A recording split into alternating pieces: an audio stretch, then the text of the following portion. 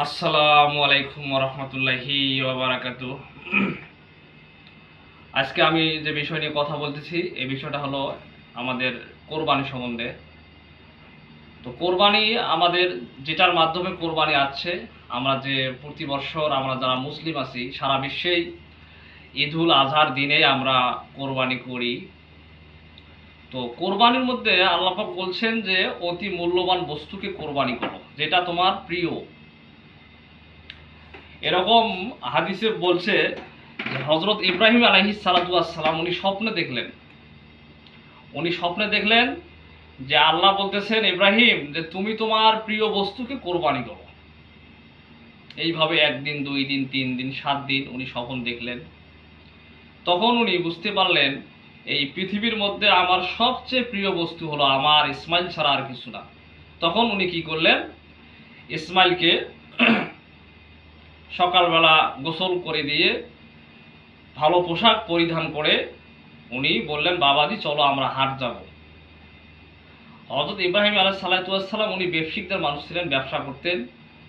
তো উনি ইসমাইলকে এই কথা বলে একটা বাজারের উদ্দেশ্যে রওনা হলেন। পথিমধ্যে একটা ফাঁকা জায়গা পাইলেন। এই ফাঁকা জায়গার মধ্যে ইসমাইলকে বললেন যে, বাবা, আমার আল্লাহ পাকের আদেশ, উনি হুকুম করছেন যে তোমাকে কোরবানি করতে হবে। আমি এই বিষয়টা একটু পরে আসতেছি, তার আগে আমি 2-4টে কথা বলতেছি। সেটা হলো যে কোরবানির গোস্ত আমরা যে আজকে বড় বড় দামড়া গরু, বড় বড় মহিষ, ছাগল, ভেড়া যারা দিচ্ছি, এই কোরবানির গোস্ত এখন কিন্তু আমাদের ফ্রিজ বাইর হয়েছে। এখন এই গোস্ত কি করি আমরা, সামান্য কিছু গোস্ত ফকির মিসকিনকে দিয়ে বাকিটা কিন্তু ফ্রিজে রাখি।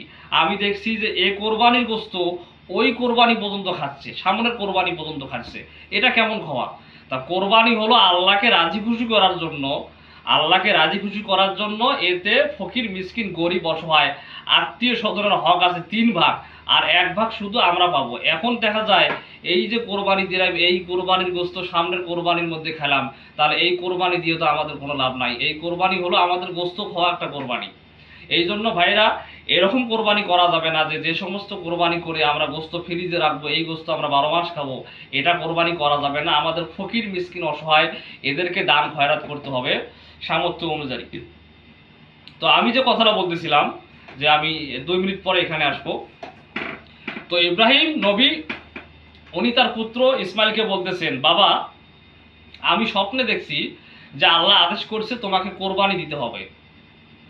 তখন ইসমাইল আলাইহিস সালাম বললেন যে, বাবাজি, যদি আমার আল্লাহ পাকের কোনো আদেশ থাকে আমাকে কোরবানি করতে হবে, তাহলে আপনি আমাকে কোরবানি করেন। তখন ওনাকে মাটির মধ্যে শোয়ায় দেওয়া হলো। শোয়ায় দেওয়ার পরে ওনার চোখের মধ্যে গামছা বাঁধা হলো, গামছা বা একটা কাপড় বাঁধা হলো। বাঁধার পরে ইব্রাহিম আলাইহিস সালামের হাতে ছিল একটা বড় ব্যাগ, ওই ব্যাগের ভিতরে ছিল একটা ছুরি। তখন এই ছুরিটা বের করে হজরত ইব্রাহিম আলাইহিস সালাম অনেকক্ষণ পর্যন্ত ইসমাইলের গলায় উনি ছুরি লাগায় না। অনেকক্ষণ পর্যন্ত চিন্তা করে, আমার এত আদরের ইসমাইল, যাকে আমি একদম বেশি ভালোবাসি, আমি যদি কোনো ব্যবসা প্রতিষ্ঠানে ব্যবসা করতে যাই, আমার চোখের সামনে আমার হৃদয় মনে হয় ইসমাইল ঘুরি বেড়ায়, তাহলে আমি তাকে কোরবানি কেমনে করবো? এইটা ভাবা চিন্তা করতেছে।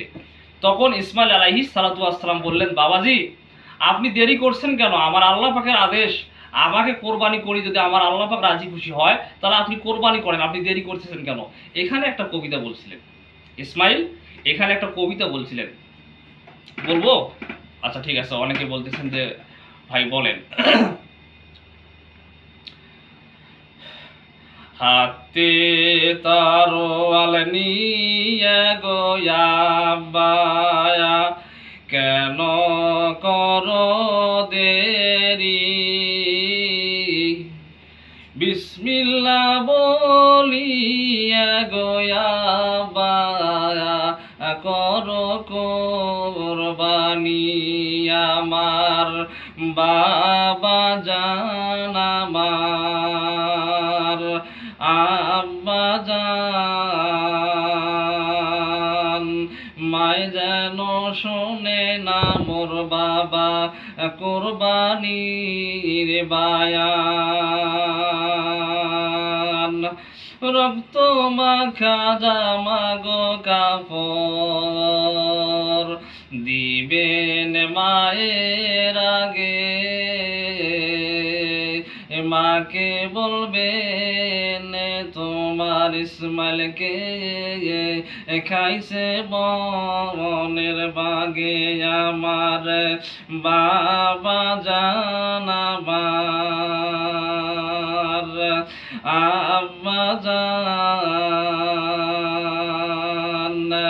মায় যেন শোনে না মোর বাবা কোরবানির বায়ান।